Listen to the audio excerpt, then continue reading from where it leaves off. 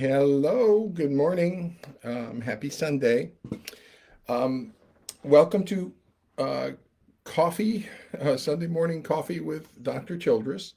Um, Yay, Seattle Mariners are moving on in the playoffs. So I have to support my home team. Welcome, and thanks for joining me this morning. I don't know whose idea it was to make these at 8 o'clock on a Sunday morning. Holy cow. That person should be fired. But we're here. Welcome. Today I'm going to be talking about monkeys. A lot of different monkeys. You got a lot of monkeys over here. Now, flying monkeys are the original term. That comes out of like popular culture, Urban Dictionary. Uh, that flying monkeys are a group of people who associate themselves with a narcissistic pathology and narcissistic abuse, and they amplify or participate in the abuse of the victim. And it comes off of the Wizard of Oz and the flying monkeys in that. And so that's the sort of the classic rendition of flying monkeys. But over here in the family courts, you've got like a variety of different allies of the pathology who amplify it, who participate in its actualization, both the child abuse and the spousal abuse.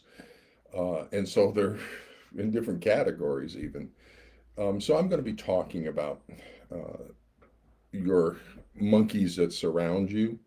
I'm going to primarily focus on the forensic monkeys, the forensic psychologists, because those are the most damaging and they should be in an alternate role. The mental health people should be protecting you from abuse and protecting the child from abuse, not participating in it, but they are participating in it.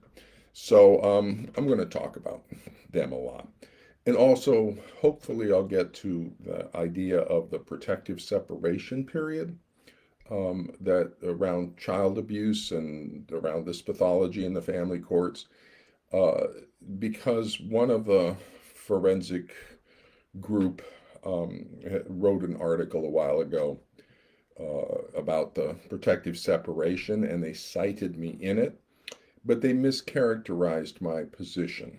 And so I'll be sort of correcting that position a little bit, but talking about the whole issue generally. Uh, so let me just start talking generally about monkeydom over here. That what it is there's a social distribution feature to this pathology.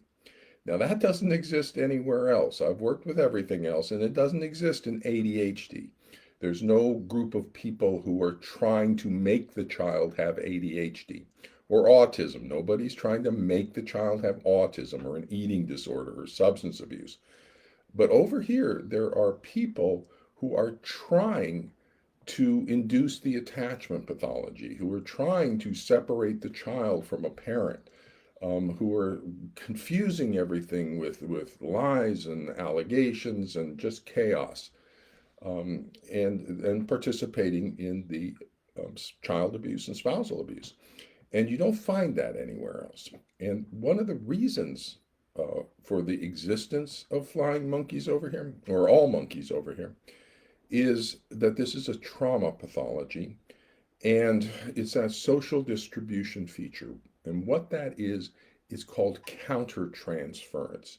It's their own emotional and psychological issues that bring them here and that they then project onto the situation as they're working through their own stuff.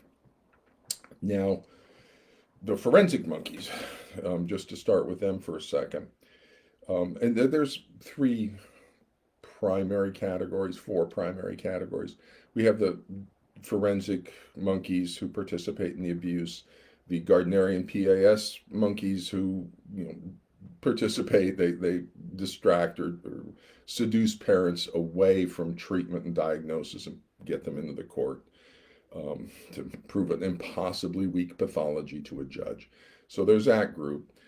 There's what I call the DV monkeys, the domestic violence monkeys, and they're the ones making the argument that there's domestic violence, and though therefore we should, never always believe these allegations of abuse against a targeted parent because there's domestic violence.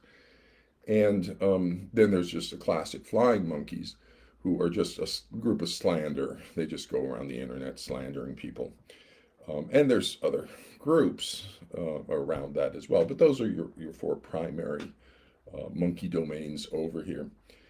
The Now with the forensic psychologists, they are unfortunately ignorant like a rock, and they are not applying any of the knowledge from the 20th century of psychology.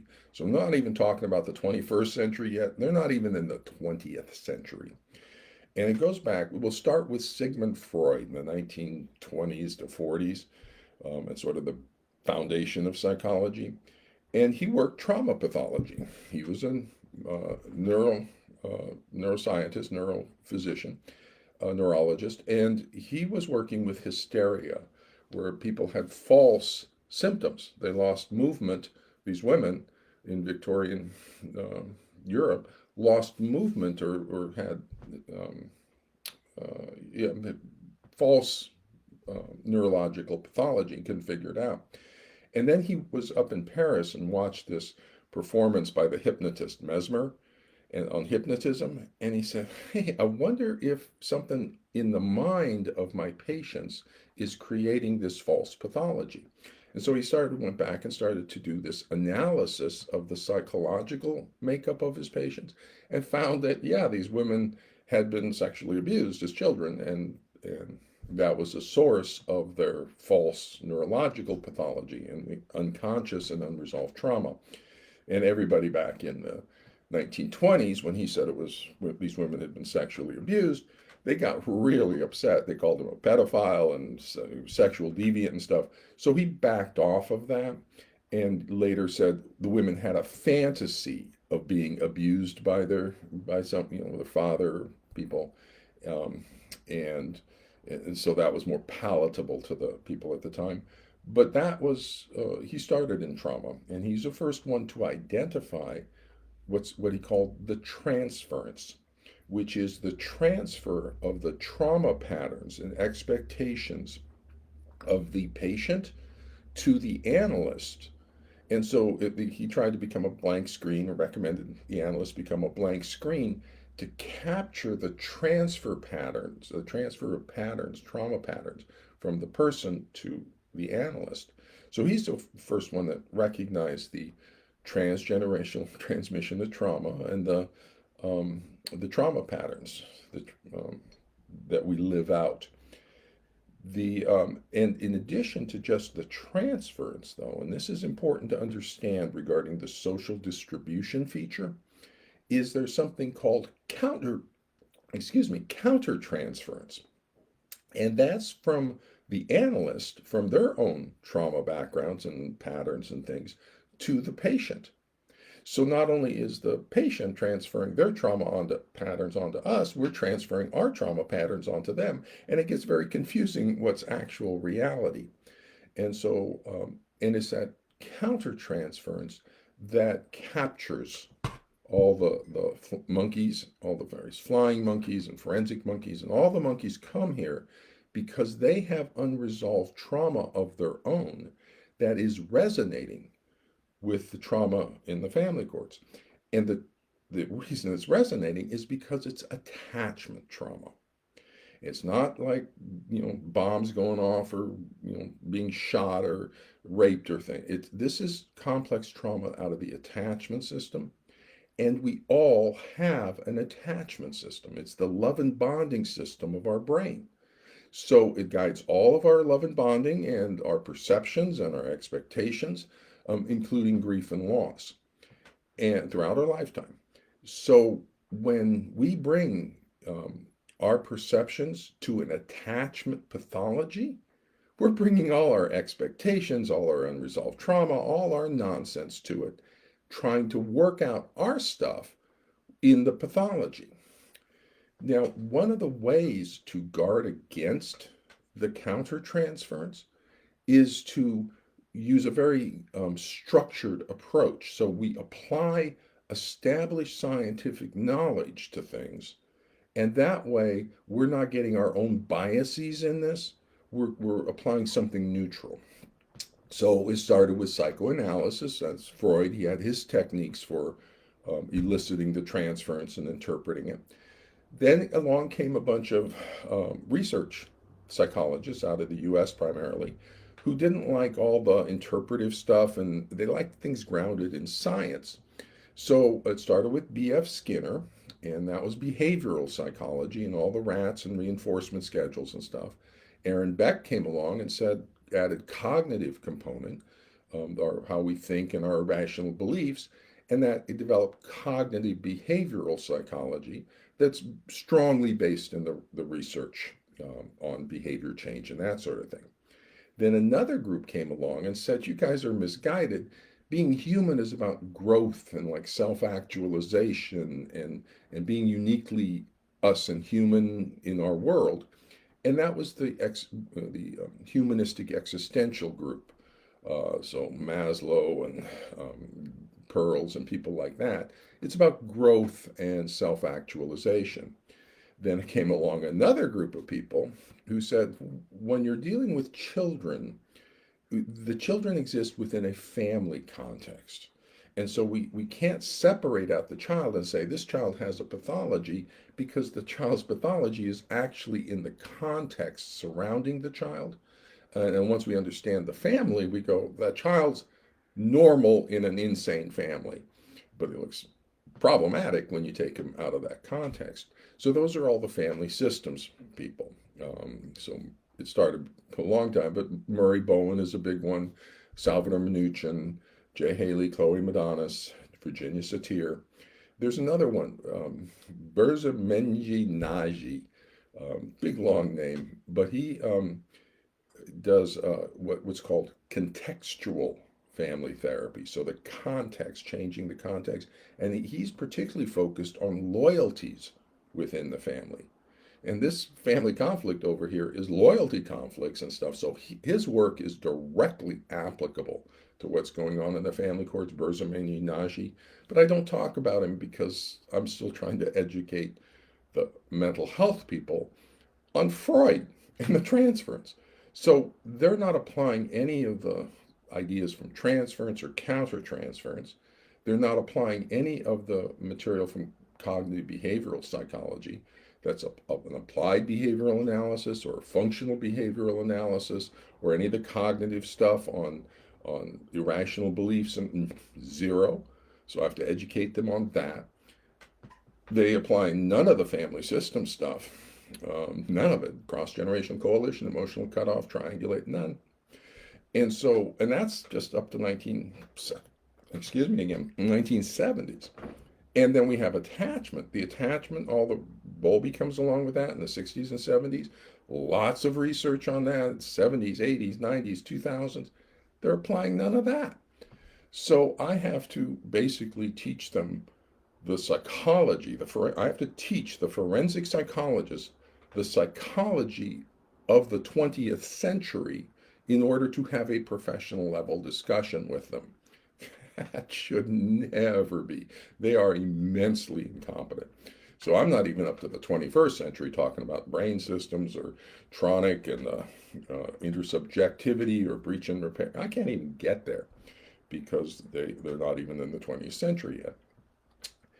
And one of the significant problems, one of the reasons you have so many monkeys over here, particularly the forensic monkeys, is because they self-select. The psychology as a profession has done a very bad thing. In the 1980s, they gave you your own special psychologist, forensic psychologist, just for you alone. No other pathology has special psychologists. ADHD doesn't, autism doesn't, eating disorders don't. Everything else is treated by clinical psychology. You're the only one that gets your own special psychologist. And the reason is because you're dangerous, professionally dangerous to us. We have the pathology is dangerous, the narcissistic borderline dark personalities, very vengeful, so they're dangerous. The pathology, the cross-examination, the opposing counsel. We're on the witness stand, and the opposing counsel is going after our license in an effort to discredit our testimony. So that's dangerous. If we say the wrong thing or do the wrong thing with a retaliatory, vengeful parent, they'll go after our license or malpractice on us. So that's dangerous. And then once we gave you the forensic psychologist, for a clinical psychologist to come over here, the forensic people will on the licensing board will sanction us just because we're not forensic. And so if we're not doing what they want us to do, we'll get sanctioned. We can't fight the licensing board. So clinical psychologists, it's way too dangerous for our license over here. There is no reason why a psychologist should have to endure the verbal abuse of the monkeys, the flying monkeys, and just on the internet, just being called all sorts of names and slandered professional reputations. We shouldn't have to deal with that. We're trying to be helpful. We shouldn't have to deal with the cross-examination going after our license. We shouldn't have to deal with the vengeful issues with the pathology itself. So no clinical psychologist will work with you. We refuse. It's too dangerous. None of us put in all that effort to go to undergrad, then get into grad school, do all the grad school stuff, then do the year pre-doctoral internship, the year postdoctoral supervised internship, then sit for the licensing board and get our license just to give it up or have it sanctioned because of your family and because you guys got severe pathology. So we'll go work somewhere else where they want us. ADHD, autism, they love us there. Depression, anxiety. People want us everywhere else but here. Over here, we get attacked. We get abused. And we don't come to abuse pathology. No, you don't abuse me. So in the little passive aggressive move, professional psychology said, here, you can have your own special psychologist, and we're going to give them carte blanche to do whatever they want to protect themselves. Whatever they want, we don't care. And that was a very bad thing to do in the 1980s. But the reason I go into this explanation is to point out the self-selection that occurs surrounding this attachment pathology in the family courts. Everybody who's normal in psychology goes away. No normal person works in high conflict divorce. When I tell people, psychologists, I work in high conflict divorce, they go, oh, wow. And they kind of look, oh, my goodness, like in awe and terror at the same time. And so no normal person comes here because it's just abuse and dangerous. We don't need it. So who does come here? The ones who are attracted by their countertransference and for the money. It's easy money. They don't have to know anything. There's no oversight or review of what they do. They just say, I'm a custody evaluator. As long as they do the same set of procedures, it doesn't matter what they come up with. It doesn't matter if it's true or false. There's no oversight. There's no appeal of their custody evaluations. They don't need to know anything or apply anything.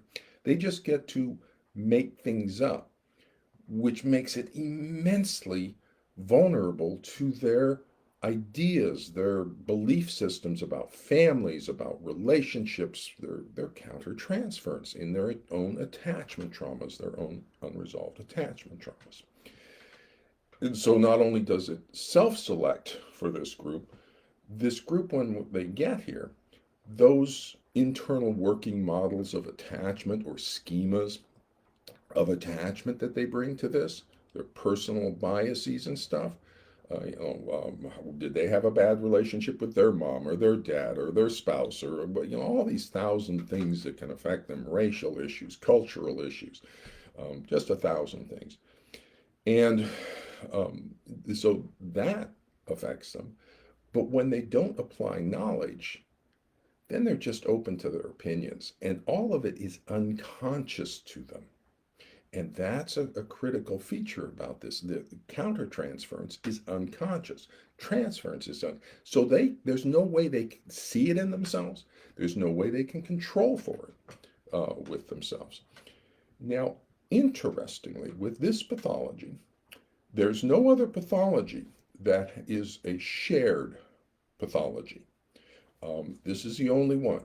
Uh, there's no shared autism. There's no shared ADHD. There's no shared eating disorders. There is shared delusional disorder. So there are shared delusions, shared persecutory delusions. And so this is the only shared pathology.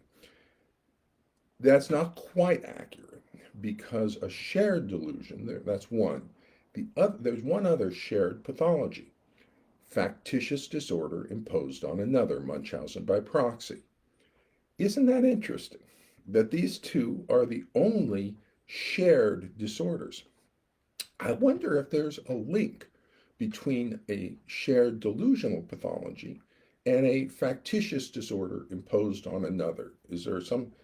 Yes, there is.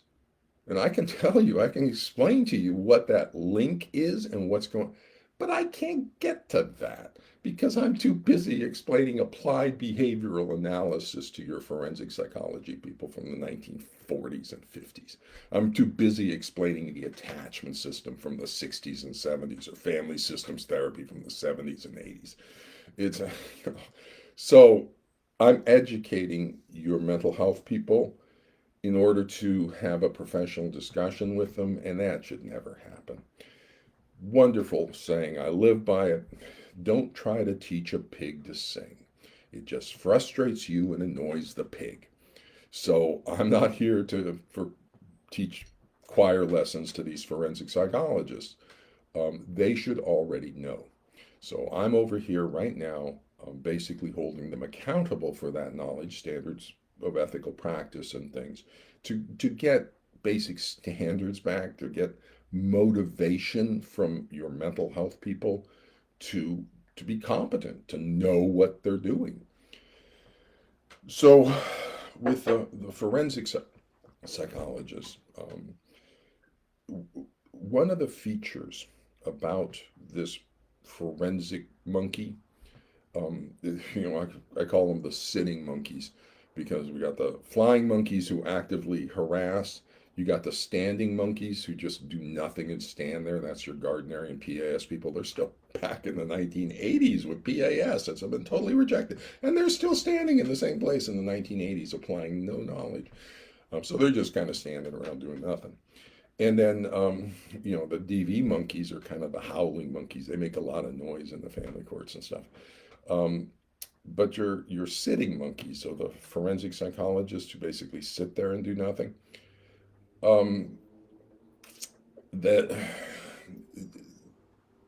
I should not have to educate them to have a professional level discussion with them, but I do. And so that's one of the difficulties that you're having to go out there as a patient and educate your doctors about what the pathology is and how to diagnose it. That's insane. Patients should never have to go to their doctor and educate the doctor about what the pathology is and how to diagnose it and treat it. But over here, you do. And the reason is, and it's a very characteristic feature, is that the pathogen, the trauma in the attachment networks that keeps replicating these patterns, that particular pathogen of trauma networks is stupid. It's stupid like a rock. And I say, stupid pathogen. I say that a lot. And it's for a purpose. One is to kind of trigger people who go, wait, what? And to kind of move it up into your awareness a little bit. But I'm making a point, which is that trauma pathology shuts down the executive function systems in the frontal lobe. And there's several of them. Three of the primary ones are linear logical reasoning. No linear logical reasoning. They do what's called associational reasoning based on emotions. So that gets shut down. Foresight and planning ahead gets shut down. So they're very now reactive. And self-reflective insight gets shut down. Those are three executive functions, and all of those get inhibited or shut off during trauma or experiences or danger experiences, threat, anxiety, fear. And some of the other executive functions. Working memory, so holding things in your memory while you do stuff is an executive function. And there's an interesting little time thing that our frontal lobes do that's associated with foresight, so it can project itself out into time, and that's a very interesting place. But it's all in the frontal lobe executive function systems. So and the reason is if there's a tiger in the room, I don't need to logically figure out what I'm going to do. I need to act and do something now when there's a danger. When there's a tiger in the room, I don't need to figure out what I'm going to do in 10 minutes or next week about the tiger. I need to know what I'm doing about the tiger now. And when there's a tiger in the room, I don't need to figure out how this tiger integrates with the rest of my life and everything. I need to do something about the tiger now. And so all of the executive function systems are getting away in danger situations, so they're turned off. So now when there's trauma, they get turned off. When that trauma is unresolved in the brain, it's still sitting in the brain. That's what keeps replicating patterns out. It's replicating its patterns of trauma. So as long as those trauma networks are active or in your brain, they're going to shut down the frontal lobe, the executive functions. They just have a constant inhibiting effect on it.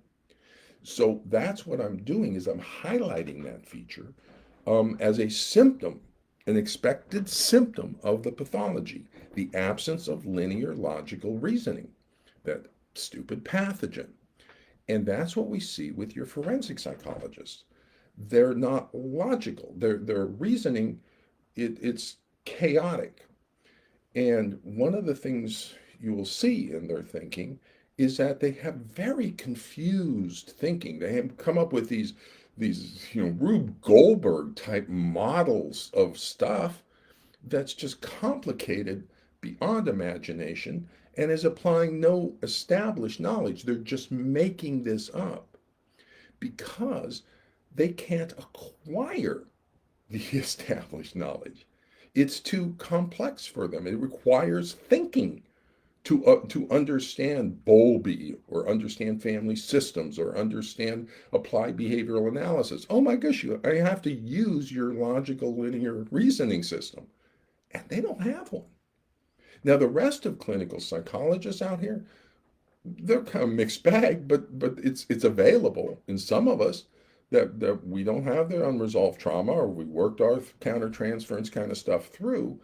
And we're not working with attachment pathology that gets the countertransference. ADHD doesn't get much countertransfer. Autism doesn't get much counter. Attachment pathology is spot on going to draw for countertransference. So the clinical psychologist, at least there's a group, some, who are able to think linear logically and come up with apply family systems or apply behavioral psychology or apply humanistic approaches, Gestalt therapy, solution-focused therapy, things like that. But over here, you don't have that, and so when you have a bunch of psychologists who self-select to come here and who don't need to know anything, there's no oversight or review, and they're given carte blanche to do whatever they want. They're over here for the money. They're exploiting, $20,000 to $40,000 for a custody evaluation. That's just exploitation, pure and simple.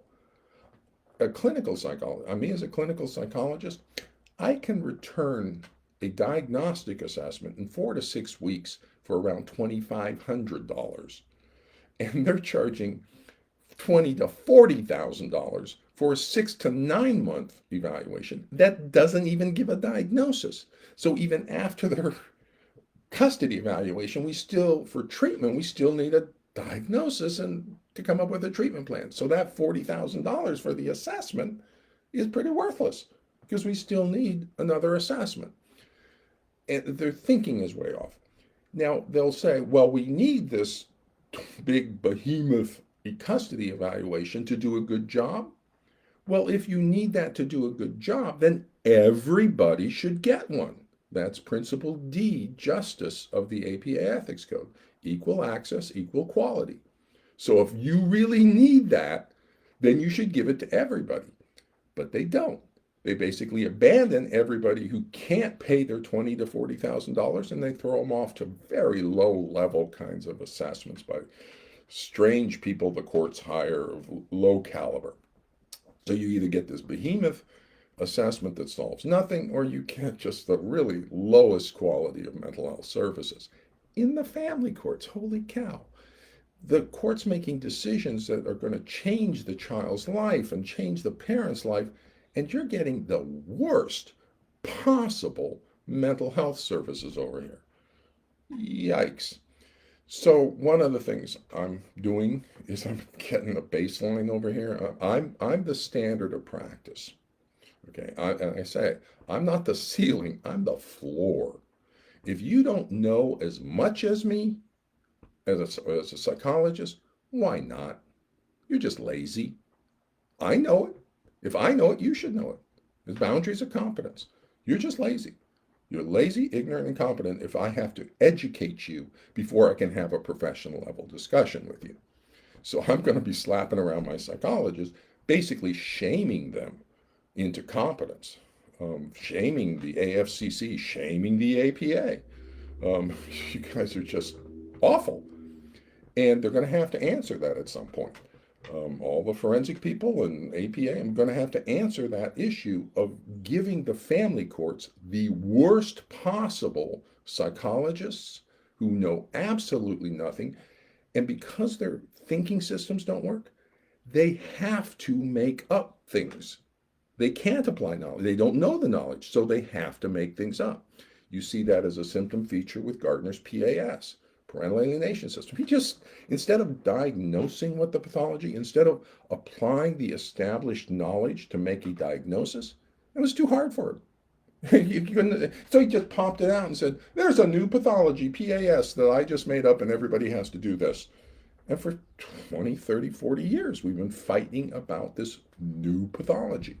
2013, the American Psychiatric Association looked at this diagnostic model and said, no, this is the worst thing ever. And I agree with the APA. As a diagnostic model, PAS is awful. You will have as many false positives as false negatives. There's no standards. It's just awful. So no, it shouldn't be there. It's a factitious disorder imposed on another. It's a shared delusion. It's a cross-generational coalition, emotional cutoff. 1,000 professional terms you can use, but don't make up new pathology. And so then they make up a new therapy called reunification therapy. There's no such thing. There's family systems therapy, there's psychoanalytic psychotherapy, there's humanistic existential therapy, Rogerian client-centered, there's Gestalt therapy, there's solution-focused therapy. There's all sorts of therapy, but there's no book or anything written on reunification therapy. They just make that stuff up too, because they don't know the other therapies. They can't learn them because it's a stupid pathogen. It makes them stupid. That's a symptom feature of the pathology. It's not linear logical reasoning. And basically, the forensic psychologists have a mini thought disorder. And it's from their unresolved trauma that they don't realize it's kind of unconscious, and it's very unconscious in them. And so they're just applying it. But when you track it, it doesn't make sense at certain points. It goes off track because they're not thinking. It's a non-linear logical reasoning. So when I call it the stupid pathogen, I'm doing two things basically. I'm highlighting in kind of a colorful way this symptom feature of the pathology.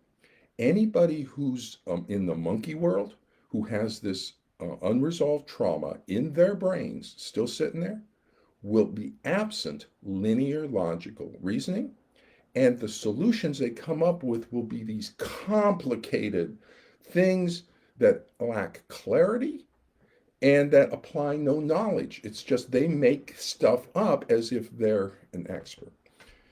Here's another symptom feature of a narcissistic pathology, narcissistic and borderline and dark, is truth and reality are whatever I say they are. So if they need the sky to be red, they just say the sky is red. 10 minutes later, if they need it to be yellow, they just say the sky is yellow. And it doesn't matter what color the sky is, blue. But it doesn't matter. It's truth and reality is what I assert them to be. And so when they come in with try to deal with this pathology, that gives them kind of permission, entitlement, the sort of the grandiosity of their expert status. They can just make stuff up and say this is what it is. You see that all over the place with the Gardner PAS people. They just feel entitled just to start making stuff up and nothing. You're watching it, the process unfold, even as we speak with the forensic monkeys. So the pathology created this false, it got into, this group, the countertransference group, and created this false diagnosis, this new pathology, parental alienation syndrome, worst diagnostic model ever, very simplistic, to capture parents and take them into the court system rather than allow them to get into the mental health system where they get a diagnosis. So no diagnosis, we're going to come up with this new pathology that everybody can fight about for 40 years. So it's been part of the pathology to keep things fighting. But now that's in the PAS monkeydom. But now over in the forensic monkeys, though, they kind of use PAS enough to keep the courts in crazy. They didn't apply family systems or attachment or any actual knowledge. And they just kept sort of things in chaos. But now around 2012, 2014, 15 area, even the forensic psychologists are realizing this parental alienation has run its course. The courts are kind of done with it. Everybody's kind of seen it, known it, and it's not working. And so the forensic psychologists realized they needed to make up a new replacement PAS, a replacement made up pathology, so they could do it for another 20 years of just keep things in absolute chaos and everybody can make up their own stuff. And so now they've come up with this new resist refuse dynamic. So resist refuse dynamic, RRD, is the new PAS. If that's ever introduced in the court by anybody, Daubert it, Kelly Fry it. There's no evidence for this new pathology. There's no research for it. They're just making stuff up again because they're not applying. It's a cross-generational coalition. It's a shared persecutory delusion. It's a false disorder imposed on the child, a false attachment pathology. It's child psychological abuse. It's spousal psychological abuse, using the child as a weapon. We got all sorts of diagnoses we can do, and we got all sorts of research. We got psychological control, Barber, all the research on psychological control.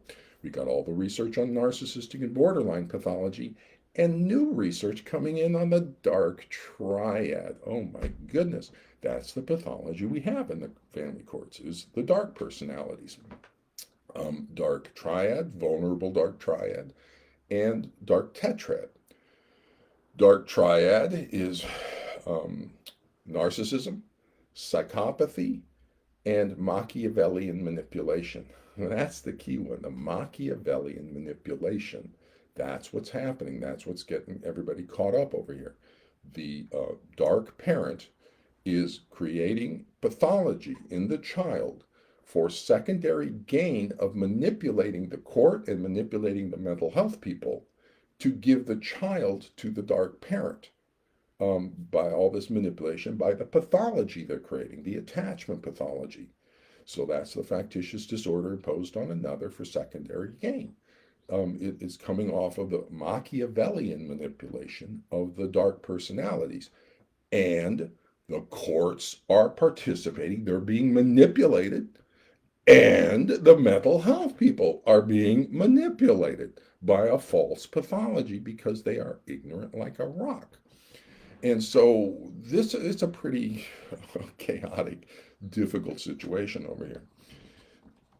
it will clear up in a while, in a couple of years, if we fight this through and do everything. That doesn't help you now.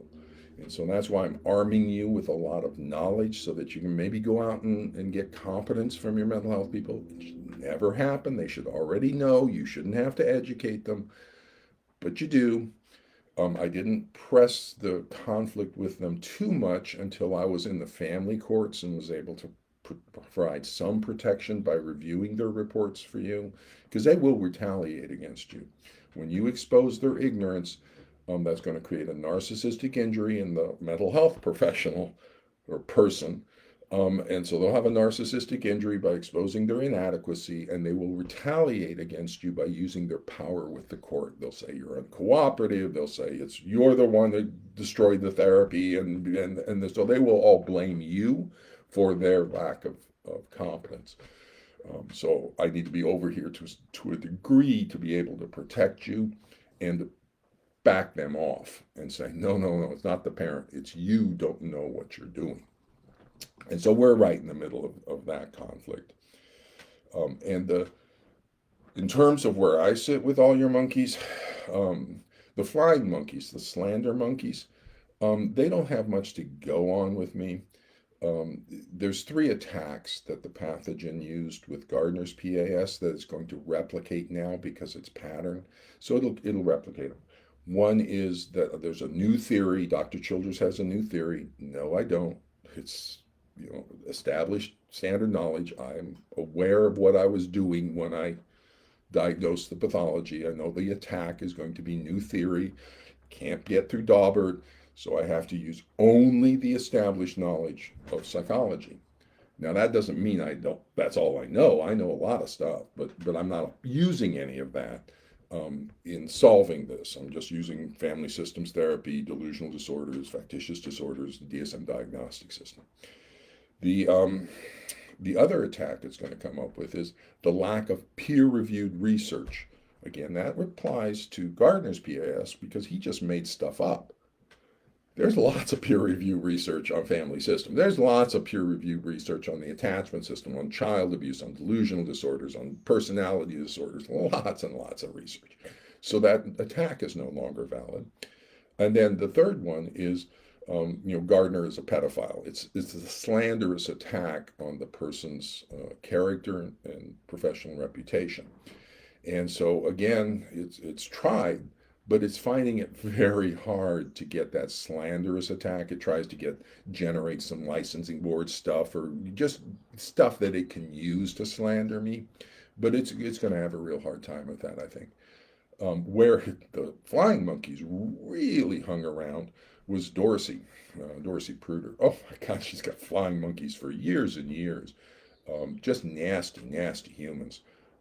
At one point, I just cautioned her. I said, "You're aware of the physical danger you're in from, just assault and bad people who are crazy."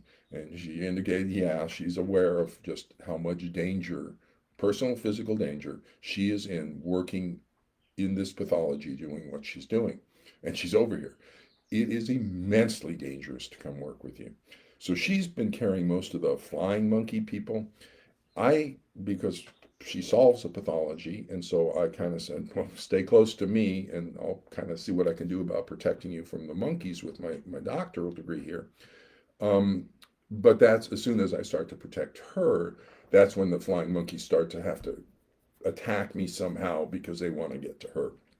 So that's been the early 2014, 15, 16, 17, 18 period, is most of the flying monkey, slander monkeys, have been hanging around Dorsey, and they only hang around me because I get in the way of their attacking Dorsey. But since I've become active in the courts as a testifying expert witness, they've started to try to find something, cross-examination. Typically, Jean Mercer is out there mischaracterizing, misrepresenting what I'm saying. And so she distorts it and basically lies to the court. And because she attacks Dr. Childress irrespective of anything. She's never been a clinical psychologist. She's never been trained to assess, diagnose, or treat anything in her life, but she's holding herself out as an expert in attachment and treatments and all sorts of stuff beyond the boundaries of her competence. But there's no licensing board. She's not licensed, so there's nothing anybody can do about it. But she holds herself out as an expert and goes around to the courts. And so she's one that's trying to find or generate some sort of slander against me that the flying monkeys can use. But the flying monkeys are annoying. They're dangerous. They're focus. They're just the purpose within the pathology is to keep the clinical psychologists away, because if you come over here, we're going to get slandered and called pedophiles and licensing board complaints and all sorts of nasty stuff. So they keep the real knowledge away, but they're not a powerful group. The power, the ones in power are the forensic psychologists, people like Deutsch and Sullivan and Droid. They're the ones in the upper echelons of the AFCC with all the puffy Vitas. I've been doing forensic custody evaluations for 40 years. Those are where the power is. They hold power with the AFCC. They hold power on the licensing boards to exempt all forensic psychologists from any standards of practice. And they hold power in the APA to disable the American Psychological Association's oversight of forensic psychology. And so APA has just abandoned you guys and said, no, we don't care. We'll care about immigrants coming into America. We'll care about this issue or that issue, discrimination, all these other issues. But what's happening in the family courts receives zero attention from the American Psychological Association. They've just given you over to forensic and allowed them to do whatever they want. So we need outside and independent review of the forensic psychologists. Forensic psychology is a failed experiment in service delivery to a vulnerable population. The psychologists never should have left clinical psychology, diagnosis and treatment, our role as doctors, to go into the court system and start becoming mini judges deciding who deserves to be a parent and who doesn't. Our countertransference just comes into that. In the absence of child abuse, parents have the right to parent according to their cultural values, personal values, and religious values. So if there's not child abuse, get out of it. Stop trying to micromanage who deserves to be a parent and who doesn't deserve to be a parent. That's not the role of psychologists. Custody decisions are the court's decision, not the psychologist's decision. What the psychologist needs to do is stay in their lane as a doctor, diagnose what the pathology is, and tell the court what the pathology is, what the problem is, and what the treatment is, how to fix it. Tell the court, this is the problem, this is how you fix it. This is the diagnosis, this is how you treat it. Now the forensic people say, well, I don't diagnose pathology because I do something different. Crazy. They have to justify their being different than clinical psychology. I do something different. I don't diagnose pathology. I don't like to pathologize people. And we must first diagnose what the pathology is before we know how to treat it. We must first identify what the problem is before we know how to fix it.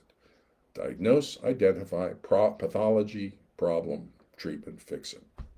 So they're saying, I don't diagnose pathology. I don't identify what the problem is. You do a 6 to 9 month evaluation for the court at $20,000 to $40,000, and you're not even going to tell the court, identify for the court what the problem is, and you're not going to tell them how to fix it? What good are you? Zero, nothing. If you're not telling the court, if you're not identifying the problem for the court, if you're not diagnosing the pathology for the court, you're pointless. Move aside, we need a diagnosis, a diagnostic assessment, and a treatment plan to fix the family. This is the worst possible attachment pathology, a complete breach in the child's attachment bond. There's nothing worse than a complete breach in the child's attachment bond during childhood when the brain is developing its internal working models, its schemas, its patterns for love and bonding that's going to guide it throughout the rest of the person's life. And we're getting the worst possible attachment pathology. And these forensic psychologists participated in saying, yep, yeah, we should give full custody to the pathological parent and leave it, because they don't realize they're a pathological parent. They think that's a bonded relationship or something. They think the targeted parent is actually abusive somehow, malevolently treating the child some way. The definition of a persecutory delusion from the American Psychiatric Association, persecutory type, delusions that the person or someone to whom the person is close is being malevolently treated in some way. So that's the delusion. The child has a fixed and false belief that the targeted parent is malevolently treating the child in some way.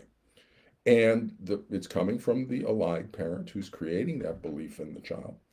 And there we get the shared persecutory delusion. And the mental health person, because they are ignorant like a rock, is believing that the child is being malevolently treated, and so is making decisions based on that, informing the court about that. The court is misguided by the psychology people because they're not diagnosing anything. And so the court winds up believing the shared delusion and making decisions based and creating attachment pathology. Because of the mistakes, the custody evaluators are recommending, and the court is doing based on the recommendations, that the child be left with a severely pathological parent, not just narcissistic, not just borderline, dark personalities, narcissistic, psychopathic, Machiavellian manipulation for the dark triad, vulnerable narcissism, borderline traits, Machiavellian for the vulnerable dark triad, add sadism, and you get the dark tetrad. Yikes, cowabunga, this group is a nasty, nasty group, extraordinarily manipulative, and they're creating pathology in the child for secondary gain to nullify the court's authority on child custody, and everybody's letting them get away with it because they're so ignorant about personality pathology and dark and delusions and attachment system and everything. Drives me crazy. So, my focus as a clinical psychologist, look at me, old guy, okay? I'm only here for a bit longer. So while I'm here, what I'm focused on is the betrayers, the ones who should protect and don't. That's a role in trauma therapy, and it's a role specifically that's important in sex abuse therapy, where the mother is in the betrayer role oftentimes, where she sacrifices the child to the father in order to save the marriage. So she knows what's going on, but she doesn't want to know because that's going to throw the marriage and everything up. So she sacrifices, that's the betrayer role, bystander role, betrayer in the field. And that's what the forensic psychology people are. They're the betrayer, the one who should protect and doesn't. The other really bad ones are the individual child therapists, because they fail to do a proper assessment. They don't even realize a persecutory delusion is in the scope of the differential diagnosis. So they wind up, they must meet the child, and they wind up believing the child's persecutory delusion. And they're offering support and comfort because they think that's what therapy is. They're so ignorant that it's just being with somebody and saying, oh, you poor child. That's not therapy. Therapy is applying a standard model like family systems, structural family systems, strategic systems, gestalt therapy, solution-focused therapy, psychoanalytic psychotherapy. Apply a standard CBT, dialectic behavior therapy. Apply a standard model to do your therapy. If you're not applying some knowledge from clinical psychology and therapy, then you're no different than the store clerk. You may have a PhD, but that the reason you're valuable is not the letters after your name, it's the knowledge that you acquired, that symbolizes you acquired, and the application. If you're not applying any knowledge, then you're a store clerk. And that's the level of psychology people you have over here. It's just random people with their own biases that are just getting, it's just a mess. It's just a mess. So, one of the things, I got a few minutes here, a couple minutes.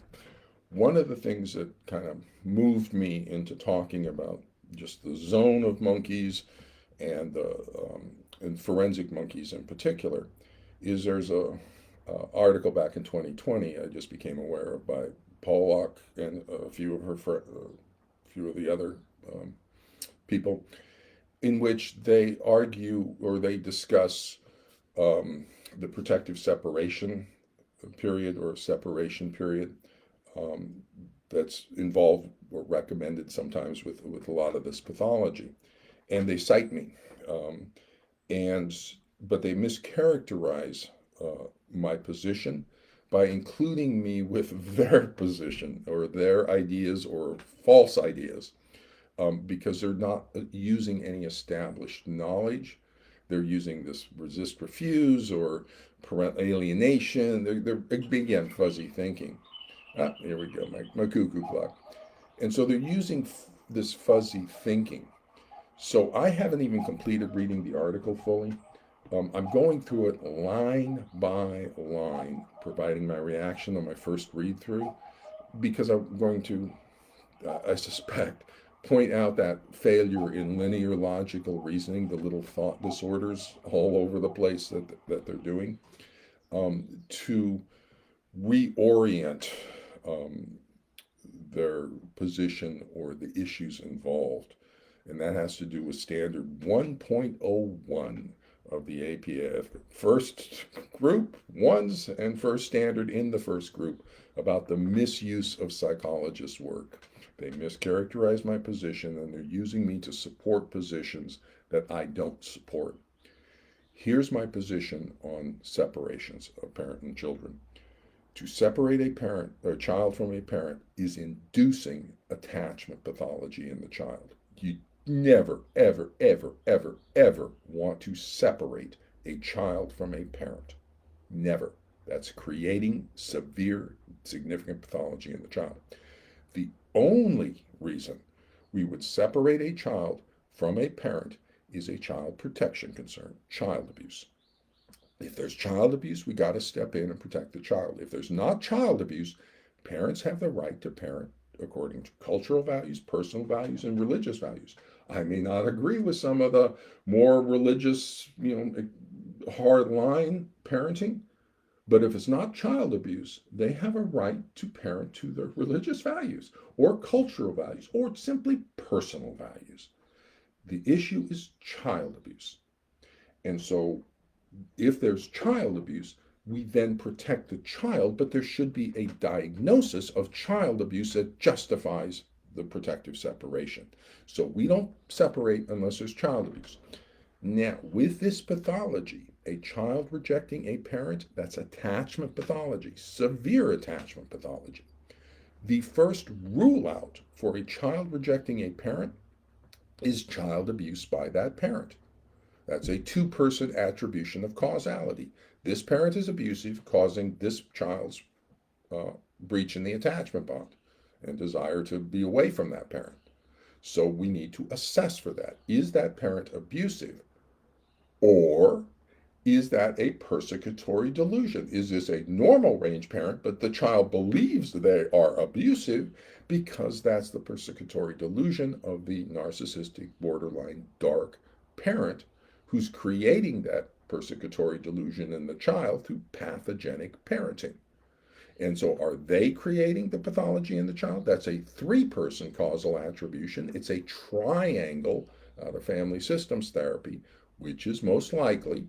And so on one hand, you have a two-person attribution of causality. The targeted parent is causing the rejection, or a three-person attribution of causality, a cross-generational coalition causing the emotional cutoff through a shared persecutory delusion that creates a false disorder and false attachment pathology and persecutory delusion in the child for secondary gain of nullifying court orders. Factitious disorder imposed on another. Now, and that's child abuse on that side.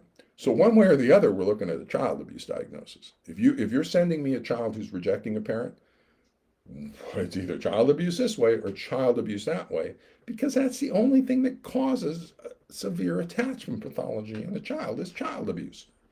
So a proper risk assessment for possible child abuse needs to be conducted with both of those differentials on the table. You collect the evidence, you discuss them both, and you come up with your diagnosis.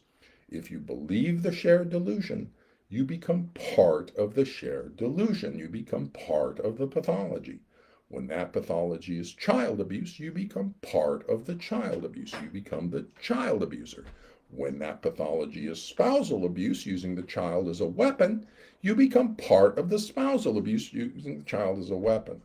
And then Google negligence, failure to take proper care in doing something, causing harm to another. So I think there's all sorts of potential for malpractice and harm to the child, harm to the parent, simply from the abject ignorance of these forensic psychologists. Going back to a second about this having a social distribution feature as I close up here. So the social distribution feature, shared delusional disorder, factitious disorder imposed on another. The question, then when I say I know what's going on, I just can't talk about it because I'm waiting for everybody to catch up. Like, come on, get out of the 1970s, let's get up here. But the issue is the pathological parent aware of what they're doing? Are they conscious of doing it? That's like the factitious disorder imposed on another. Or are they unconscious of what they're doing? Is that a more shared persecutory delusion that's coming from unresolved trauma? My sense is on the consciousness. You're going to find some interesting issues around consciousness, proto-consciousness, pre-consciousness, as you begin to unpack the social distribution feature of the pathology, and then as you unpack the actual pathology itself. Consciousness is going to start to do all sorts of very interesting things as you start to reach that level of questions. But on the one side, you have the narcissistic spectrum version of the pathology, and that's a dark triad spectrum part of that. They're going to be more conscious of what they're doing, especially when you add the psychopath traits into that.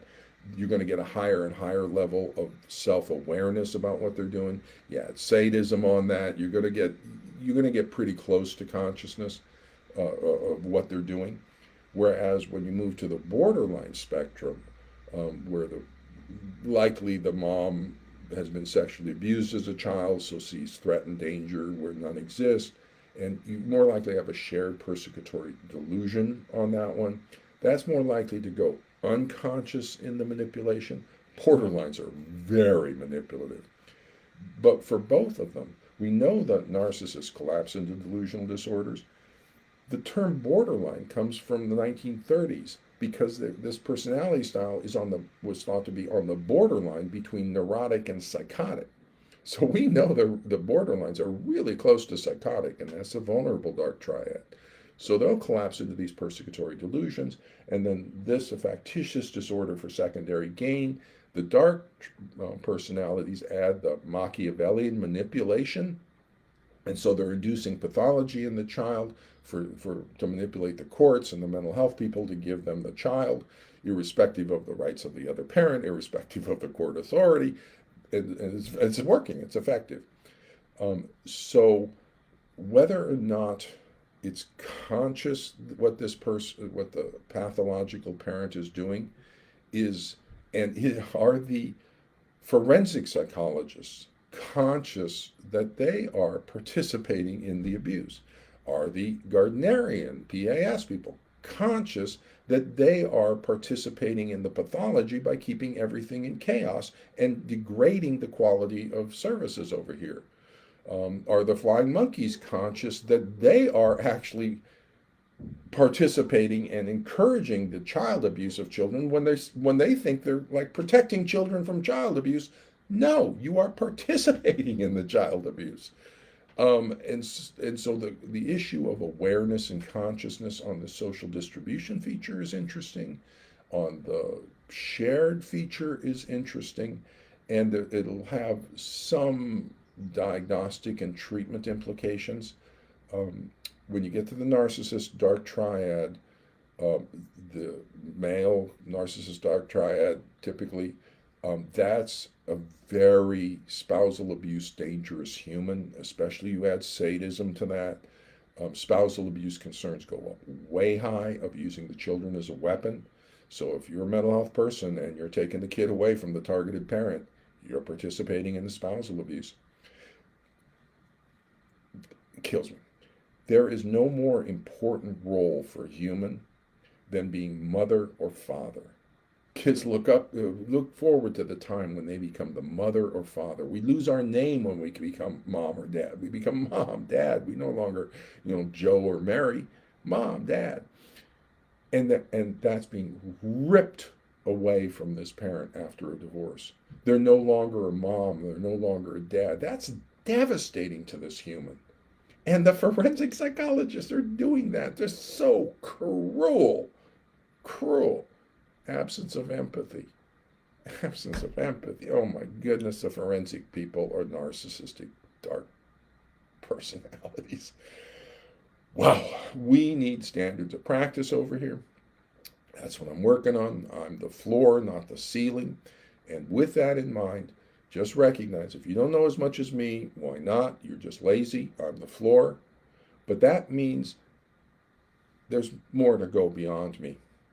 Let's go up to the top. These children and the court should be receiving the highest quality of professional services, not the lowest. And so let's get to the highest quality of professional service. So that's just bypass me and keep on going. And look what happens once we start to apply knowledge. Instead of everybody arguing about what's parental alienation or what's resist refuse, and there's no research for anything and there's no criteria for anything, the moment we apply knowledge, we get family systems, cross-generational coalition, inverted hierarchy, triangulation, emotional cutoff. We get shared persecutory delusions. We get narcissistic borderline dark personalities, Machiavellian manipulation. We get factitious disorder imposed on another. We get child psychological abuse. We get psychological control. We get spousal abuse using the child as a weapon. All this stuff becomes available the moment we get back into established knowledge. So let's everyone do that. Let's stop using made up things like resist refuse or parental alienation. Let's stop it. Stop making stuff up. Come back to real knowledge that mental health people can be held accountable for, and that can then branch out into this incredible network of additional knowledge, attachment, dark personalities, unresolved trauma, transference. Applied behavioral analysis, functional behavioral analysis, stimulus chain interviewing, just a whole lot of information. So that's my rant on monkeydom for this Sunday. Join me at 8 o'clock next Sunday, and I'll talk about something else over coffee and crumpets with Dr. Childress. Take care. Bye-bye. Good luck to y'all.